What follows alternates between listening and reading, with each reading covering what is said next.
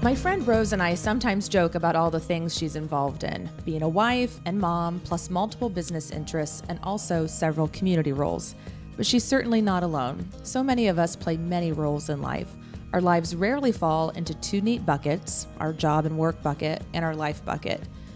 We might have a full-time job, a freelance side hustle, a volunteer project, also be selling on eBay or Etsy, and maybe have a blog or podcast thrown in there too. So there's a lot of pieces going on. But this isn't a conversation about the balancing act.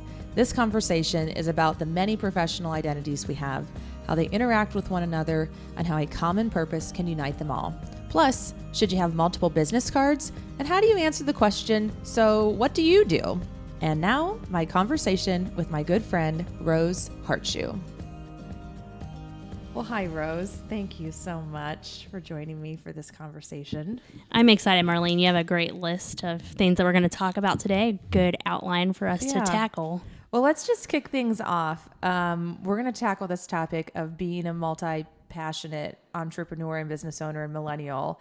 And probably the best way to just get into that is for us to first learn more about you and the plethora of things that you claim for your own kind of job and career and passions. So tell us about all the things you do. I'm glad you gave me a heads up that we were going to start with that question, because I did make my list here, so I didn't miss anything.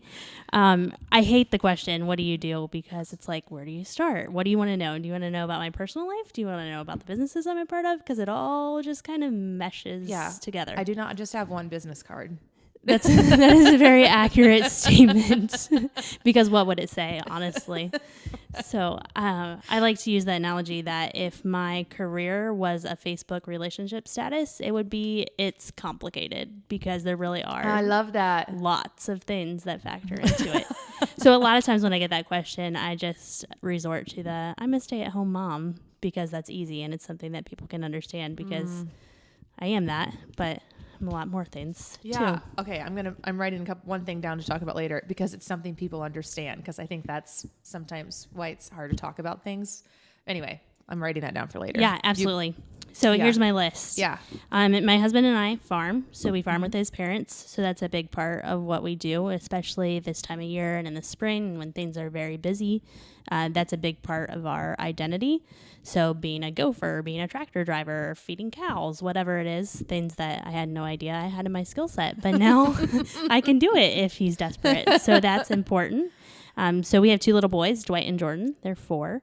And so a big part of what I do too is a mom, which isn't this beautiful thing where you sit at home and do craft projects every day. It's kind of messy, but it's a lot of fun too.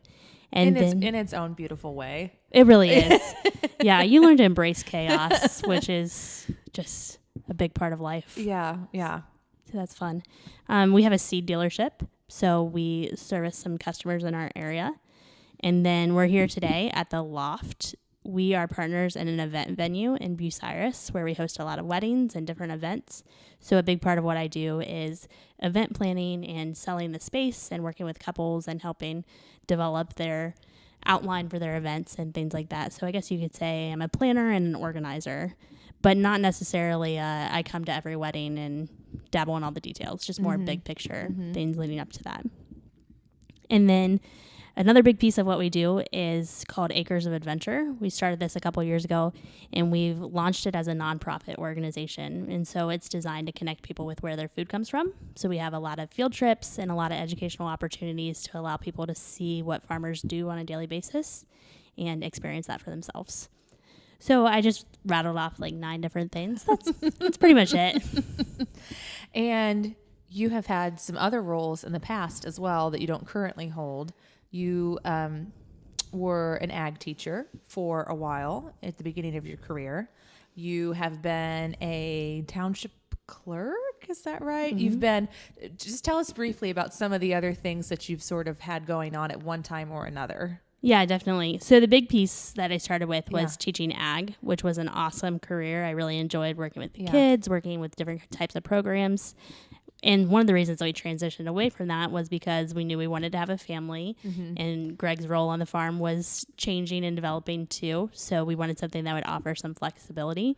And it wasn't just one thing that we replaced it with. Instead, we replaced it with lots of different things that are exciting in their own regards and fit together into a nice little puzzle. Yeah. And so, it is kind of neat to think about it like a puzzle because, where in the past you might have told folks, what do you do? And you would have said it that earlier in your career, I'm an ag teacher. And that would have been basically the entire puzzle. I'm an ag teacher. And oh, by the way, my husband, Greg, farms. But like your identity would have been just kind of that more singular piece. And now the puzzle has, like you said, 9 pieces, or whatever that might be. And some pieces are bigger than others.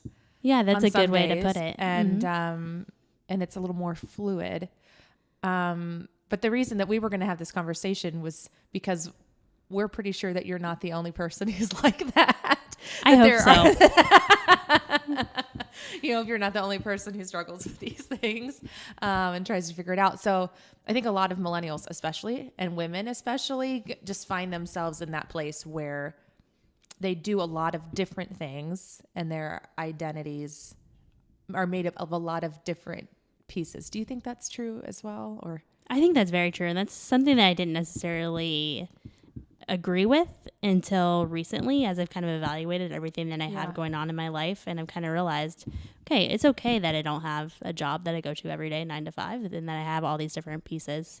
And that's kind of, I think, what keeps things interesting and what enables me to take what I'm good at and what I'm passionate about and blend it all into one, whatever you want to call it, one puzzle. Yeah.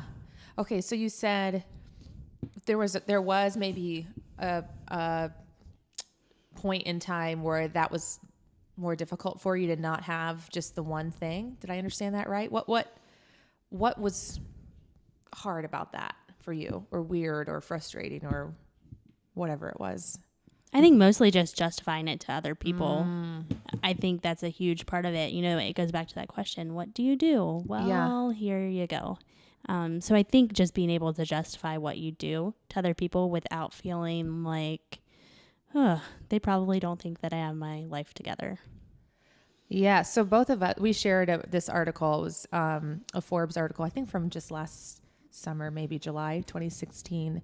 And it talked about this a little bit about the / career. So you might call yourself a lawyer / journalist, or another example, a freelance writer / teacher, or as you would say, I'm a seed dealer / event host / nonprofit founder / whatever the thing is you might want to do next. Right.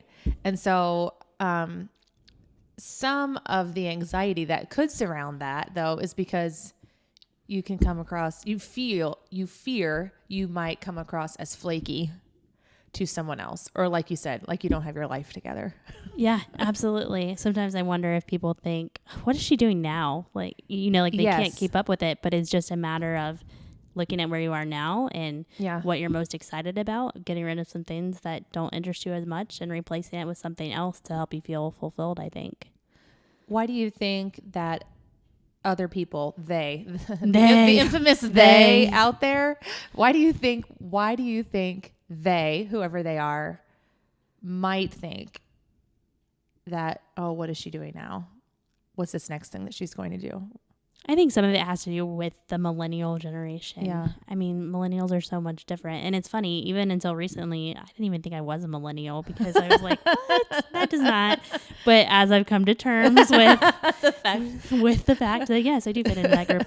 But, 20 years ago, somebody started a career and they might have worked with the same company all through their career. And they started at the bottom and they climbed the ladder. And they were so loyal to that company that now I think sometimes it's harder for them to relate to the fact that our generation does lots of different things and fits it all together. Mm-hmm. And there certainly are folks who still do that now. One of my really very good friends has worked with the same company for the last 10 years. She loves her work, really enjoys that company. I wouldn't be surprised if she's there for another 20 years, and that has worked really well for her. And that's not out of complacency or anything. That company is a really great fit for her. So there are still folks who do that, but it's not nearly as common as it was. It used to just be the norm. I think you found a good company when you graduated from college, and then there you go.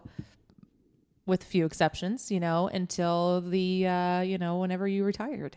Right. And now, I don't know. I know, we read some things that millennials are maybe less patient or aren't willing to maybe, do the time before they move on to the next thing. And that might be true for some folks as well. But I also think that I think it's more a function of just millennials aren't driven by that company identity. They're driven by maybe more of a sense of their own purpose. And so, whereas some folks really derive parts of their identity from whatever company they are associated with or that kind of corporate professional life they have. I think other people, and maybe millennials more so, don't feel that connection as much. Like they don't feel like their identity is as wrapped up in that kind of company piece. I don't know. What do you think? Yeah, I think that makes a lot of sense. I think a lot of people in our generation instead identify themselves by what they're passionate about or what their personal life values are and things like that, and work on fitting everything into that instead of fitting themselves into a company mold. Yeah. Yeah. And so, folks like you then who are doing a lot of different things might look at that when you start your next thing, 5 years from now when you have another awesome idea and want to also start something else. You might be afraid if, people thinking, what is she doing now? But to you, it all makes sense because it's all centered around. So, I mean, even though you are, in a wedding event center host and a nonprofit founder and a seed dealer, I mean, in your mind and in your life, how do those things all connect for you? I think it's a matter of taking what's most exciting and what I find the most joy in, and then finding things that fit into those. So I am passionate about agriculture. That's why I sell seed. I have that teaching background. That's why we have a nonprofit that helps people connect with food and farming. And I think it's just a matter of using lots of nouns to describe yourself. So teacher, planner, organizer, agriculturalist, and then figuring out what are you going to do in life that's going to help you fulfill those pieces that are important to you. I'm processing over here. This is when I wish sometimes it was video because you would see my process in my face and know that I'm thinking over here. You have a very vivid processing face. I used to have college professors literally stop class and go, Marlene, do you have a question? No. I'm just thinking. Sorry that I wear that look on my face so well. Okay. So that purpose that you were saying, you're really passionate about agriculture, and maybe it's about using nouns to describe all the different pieces. How do you think for a lot of millennials and for women who, I think women feel that pull of different parts of their identity even more so because women feel the identity of family and mom and wife really strongly. How do you think that purpose piece brings things together for people? I'm not asking a very good question, but now I'm going to process. Yeah. How do you think that central common purpose really fuels one's whole life, especially for millennials, especially for women? But how does one take that purpose piece and really let that drive that rather than worrying about what the job title is or that, I could list all these different things on my business card, but how does one let that purpose kind of drive everything? I think a lot of it is about being fluid in what you're doing and letting different parts of your life overlap. So instead of just having a career and that's the career piece, and I have a family and that's the family piece, I think the more you can let it all mesh, the more you find value in what you do and help fulfill that purpose. Last night I made a word web about everything that I do. And so, because I got to thinking, how does it all fit together? Yeah. How do all those pieces fit? And so I think thinking about the things that bring you the most value and then figuring out what pieces of your life are going to help you fulfill that. And so not getting stuck in this is my career, this is my professional identity, this is my family identity, just letting it all be one thing. Yeah. I spoke at an event for college students a few weeks ago, and one of the questions, so there was a time in the program where I was on a panel and one of the students asked a question about work-life balance. And so in my response, I basically said, look, work-life balance is crap. Like it does not exist. Because it goes back to what you were just saying. Like you could think of your life in boxes, like this is my work life, so then this is my professional identity. And then this is my life box with my family identity. Or you could just say balancing everything is crap. I should just work at integrating everything together and having one life. And part of that life I spend working to create income. Yep. And part of the life I'm doing other things, but it's one life and it's one identity. Yeah, absolutely. I see it the same thing with friends that I know that still teach ag. Yeah. They'll take their kids with them to different activities. They're blending those two components. And I think you're right. It's not just this is what I do for a living. This is what I do at home. I think it's all just, this is what I do. And I think another thing that I'm finding some of my friends are, well, it's an interesting piece as we think, okay, let me back up.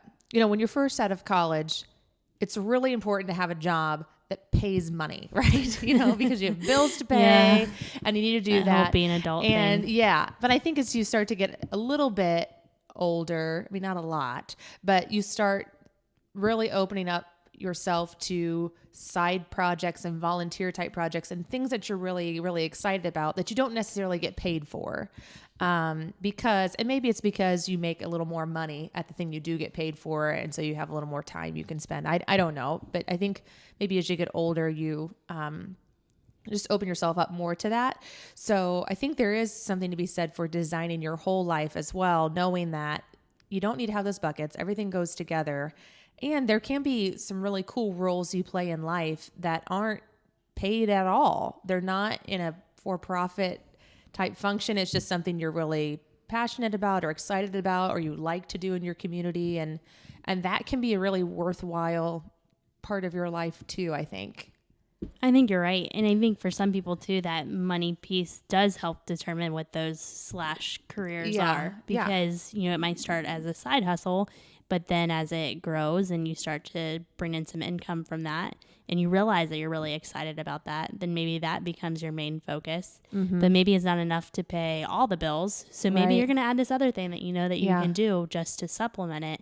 And I think sooner or later you figure out where you want to spend your time and what needs to have a monetary value and what you're going to do just because you like doing it. Right. And I think that maybe previous generations, just valued the work differently and that like the things that you do for like quote unquote work, that's what you do to get paid. And the other things are hobbies and just need to be fit into these, your time on Saturday morning or whatever. But also we live in a time where work doesn't just happen Monday through Friday.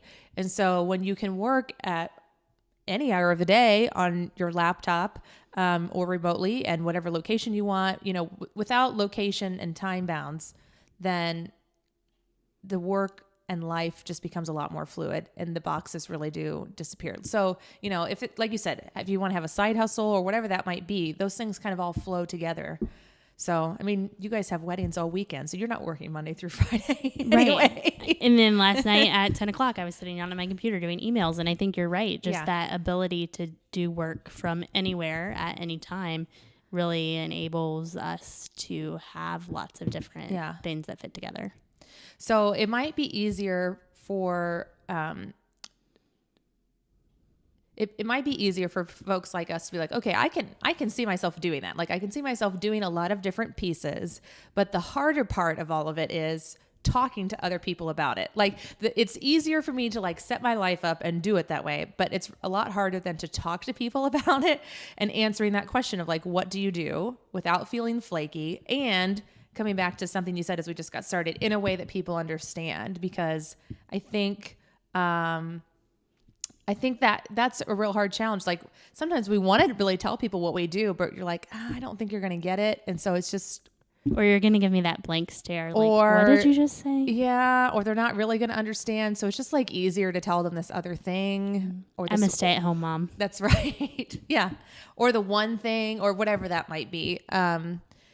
And that gets more and more challenging as work changes because you're able to do work not in the community where you live, online for someone else. It's not as easy for people that you live near to see what you do or to know about what you do, because it's not about working at the place down the road or, for the school or the organization that they've always known. So how do you talk to people about what you do? When you get on LinkedIn, sometimes you'll see people's taglines under their names. And that's a great way to think about how to market yourself or how to explain to people what it is you do, because maybe you're not a teacher or a one word that describes your whole career. Maybe it is lots of different things that fit together. So I liked that /career concept from Forbes, but maybe instead of /career, it's /passion. I'm a volunteer /mom and wife all of those different things that fit together that explain what you do.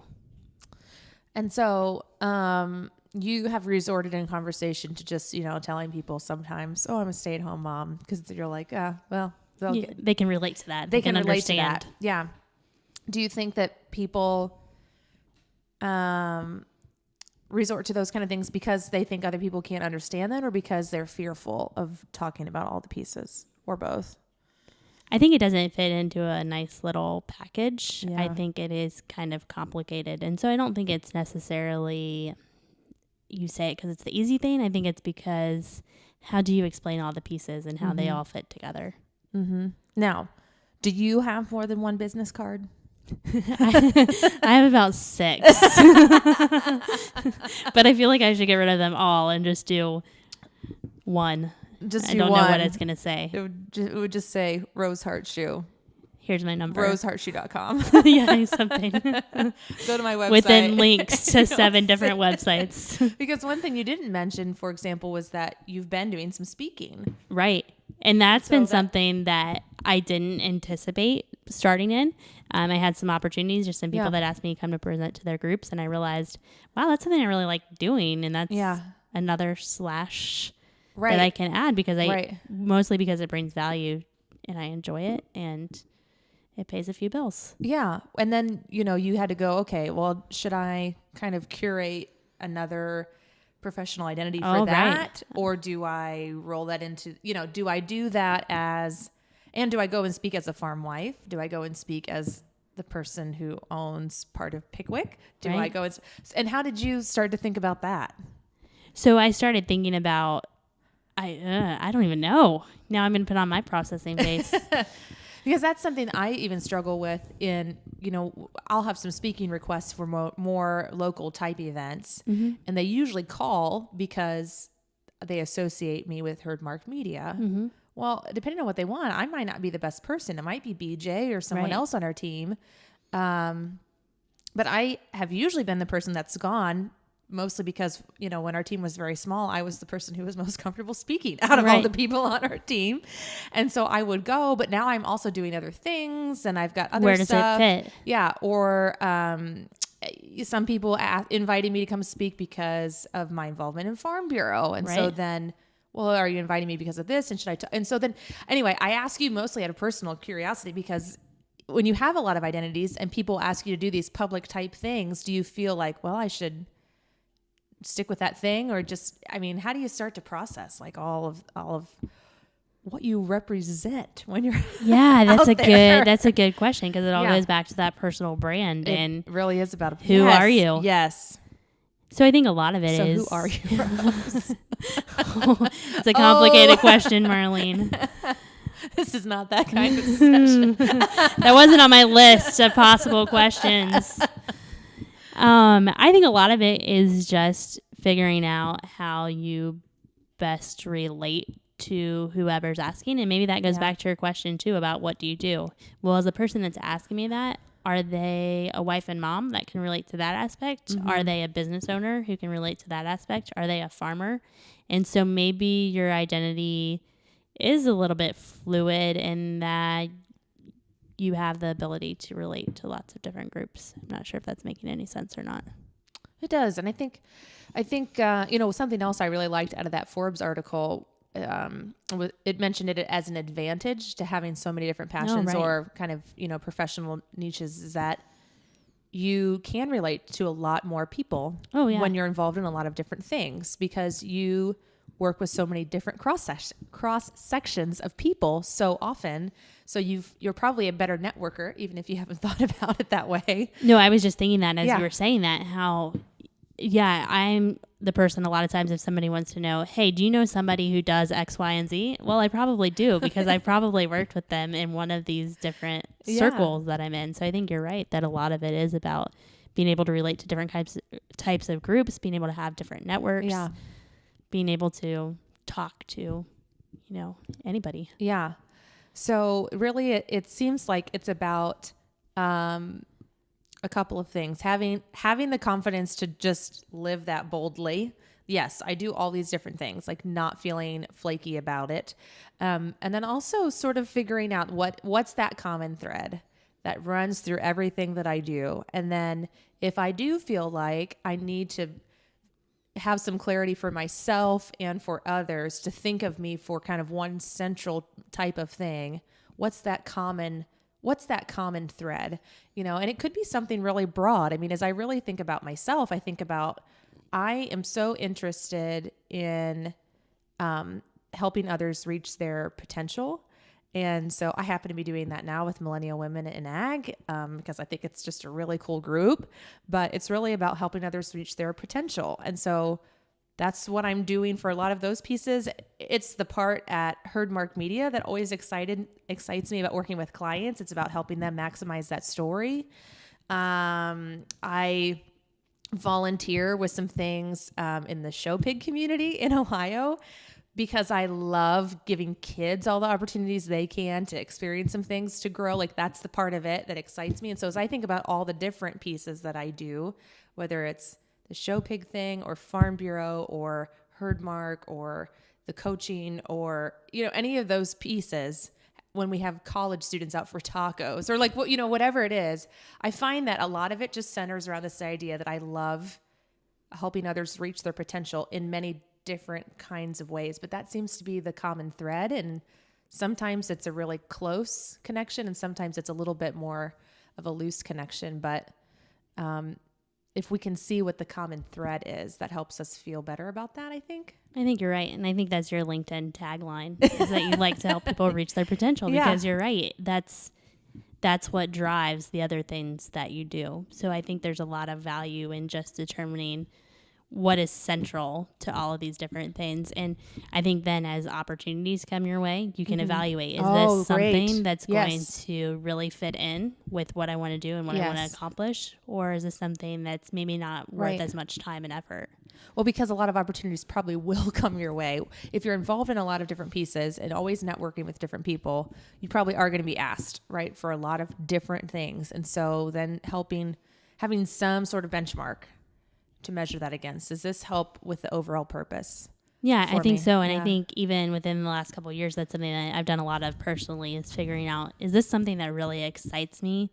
Is this something that I really feel fits in with who I am and what I want to accomplish? Or is this something that maybe it's not me right now? And then letting those opportunities slide. And I think that's another piece of this / career is realizing, okay, this might be your / career today, but maybe in 5 years as you evaluate where you are and those different pieces, maybe it's something that's not going to be as big of a focus as what you're doing. So where do you think things are going from here for you? You guys are building up Acres of Adventure, which is really exciting. We are, and that's a big piece of what I see in the next few years is just developing that concept, developing that idea, and fitting that into the other pieces that we do, because farming is a big piece of what we do, and that's something that ties right in with it. And the teaching and the kids and all of that, just it all kind of fits, I think. Awesome. And so for anyone who is listening who wants to find you online, we can put some of this in the notes on the blog post for sure. But let people know, like, where can they find you and all of the cool things that you're doing online? So the best place to start would be rosehartschuh.com, and I'll let Marlene spell that out for you. But that's kind of the central direction, and then from there, there's lots of different pieces, and they can Google. find Google, and they can find more things on the Acres of Adventure, on all of the things that are happening at Pickwick Place, and things you're involved in, and there's a lot of other. This is a really cool just sort of place here, and you're involved in some pieces, but there's a whole team of people here who are doing a lot of things with a market and an event center. And so anyway, that will all be on the post so that people can find that. What else? You're doing some speaking. I am doing some speaking. That's been exciting to kind of do that in the last several months, especially. It's kind of become more of a central focus of what I'm doing because I realize, wow, I really do enjoy doing that. And so that piece, that / career has picked up some. But I think, you have a sentence here, and I think it just kind of wraps everything up. Your life is about way more than just the way you make money. Yes. Because there are so many pieces that define us, and it doesn't have to be just where you go for a job or what you call a career. It can be all of those different pieces of life that fit together. Oh, what an awesome summary. Great way to sum things up. Well, we'll put all of that information on the post so that you know how to spell Rose's last name and can find her. And yes, perfect way to summarize. Your life is about more than just the way you make money, and finding a purpose for the way all the different pieces of your life fit together. Thanks so much for having this little conversation about this really great topic, because you are such a great person that exemplifies how to not just like manage and balance things, but actually integrate all the pieces into one kind of central thing that you're doing. So great work, and thanks for talking. And thanks for reminding me that I'm not crazy, that there are other people like this in the world, and that it's okay. So I'm going to give a lot more thought on how to answer that question. What do you do? So the next time I get that, I have a good answer prepared. That sounds great. All right. Thank you so much for joining us.